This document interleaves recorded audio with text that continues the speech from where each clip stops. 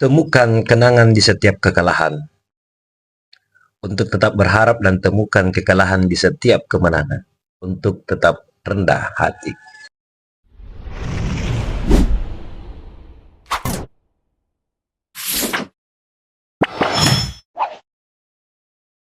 Assalamualaikum warahmatullahi wabarakatuh. Salam sejahtera untuk kita semua bosku. Salam NKRI, salam merah putih. Ya, masih terkait dengan Gus Miftah tentunya. Itu kemudian mengundang banyak pandangan atau tanggapan, termasuk dari Wakil Ketua MUI yang kemudian kembali memunculkan usulan sertifikasi pendakwah setelah video viral Gus Miftah itu kemudian menjadi sorotan. Apa tujuannya? Apakah ini bertujuan agar tidak ada lagi Miftah selanjutnya? Nah, jadi sekaligus Wakil Ketua MUI ini memberi pesan kepada para dai seluruh Indonesia.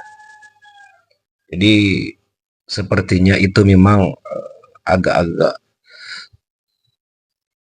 bisa diterima lah, karena memang penting untuk adakan mungkin semacam kualifikasi mungkin.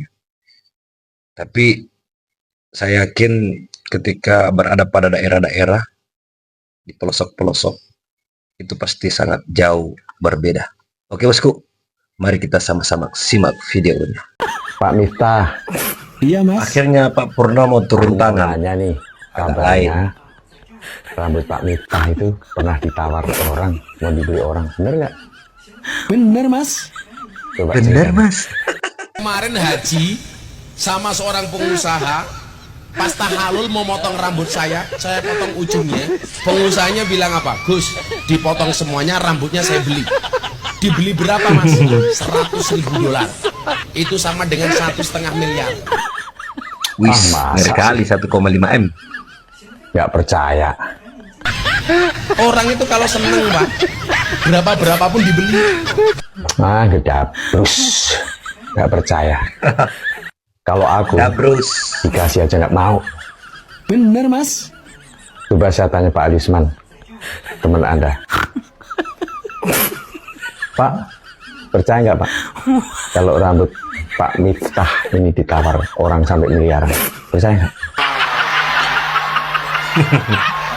Pak Usman hanya ketawa. Temen Anda aja ketawa. Coba Pak, percaya nggak Pak? Udah Pak, ketawanya Pak. Serem ah. Takut nih. Deket orang-orang aneh. Minta bantuan siapa ya? Oh ya, Pak Purnomo. Kreatif kali ya. Aja. Siap. Assalamualaikum Pak Purnomo. Waalaikumsalam warahmatullahi wabarakatuh. Tolong Pak, ini gimana Pak?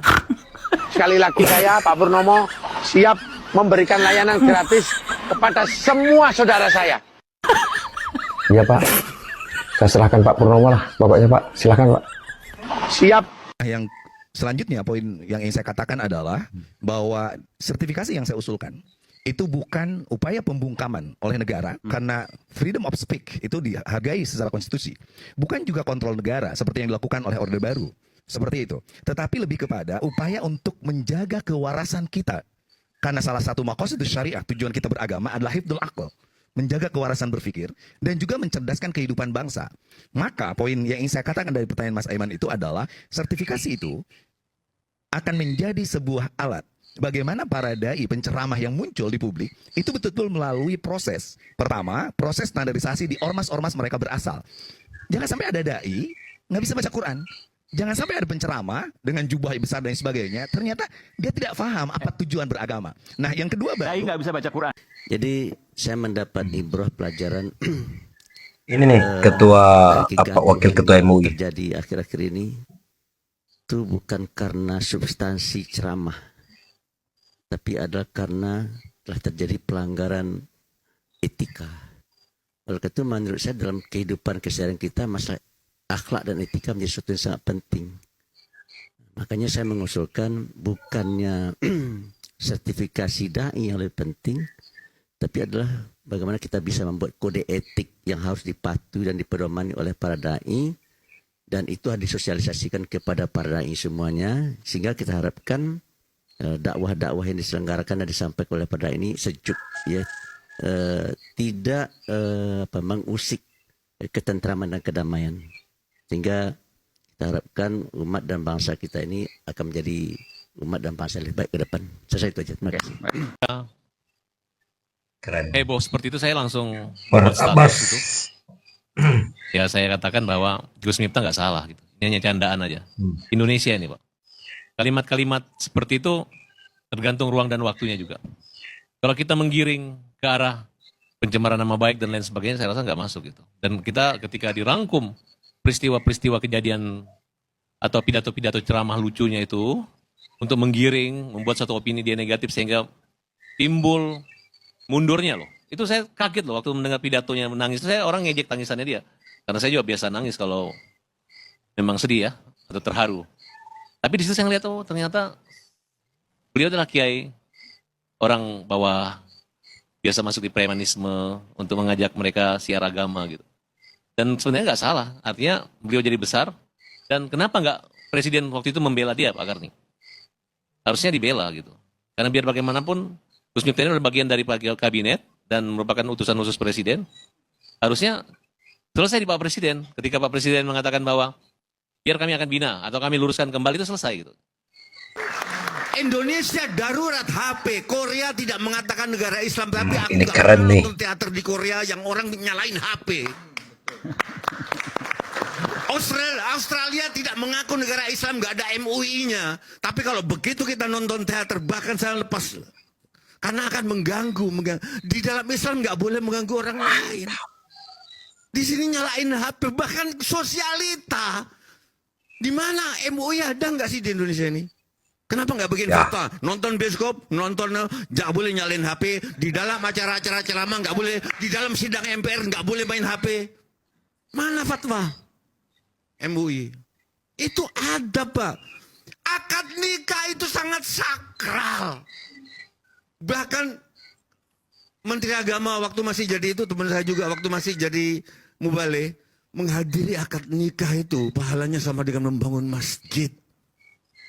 Masuk akal Mas Hadi, walaupun agak, bukan ateis kan, agak-agak berjarak gitu terhadap agama. Kalau dia punya anak dan anaknya itu soleh, sama dengan masjid, masuk akal. Dia acara yang sakral. Akad, semua main HP. Nggak ada akad nikah yang sakral lagi sekarang. Itu maksudku, mana dai-dai yang langsung nyangkut omongan sehari-hari, bapak-bapak sebaiknya gini-gini, jangan membuang sampah di jalan. Gue sih Islam besok mau ke Jepang. Di Jepang nggak ngaku agama Islam, nggak ngaku apa, tapi kampung-kampung sangat bersih di Kyoto, di Tokyo. Hilang HP, pasti ketemu. Karena sejak kecil dilatih bahwa kita nggak boleh menyentuh barang yang bukan milik kita. Itu sangat Islam.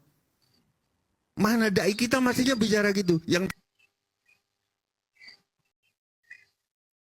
Sangat luar biasa, sangat rasional yang disampaikan oleh Mbah Tejo tadi. Dan itu memang apa yang dia ungkapkan adalah merupakan realitas yang terjadi di negara kita sekarang. Orang ceramah main HP, orang ini main HP, ya, semuanya serba HP. Bahkan ada yang siaran langsung gitu. Bagaimana nih menurut pendapat teman-teman tentang pendapat Wakil Ketua MUI tadi ya, tentang sertifikasi pendakwah? Kalian sepakat atau tidak nih? Silahkan cantumkan di kolom komentar. Ya bosku, sampai jumpa di video selanjutnya. Assalamualaikum warahmatullahi wabarakatuh.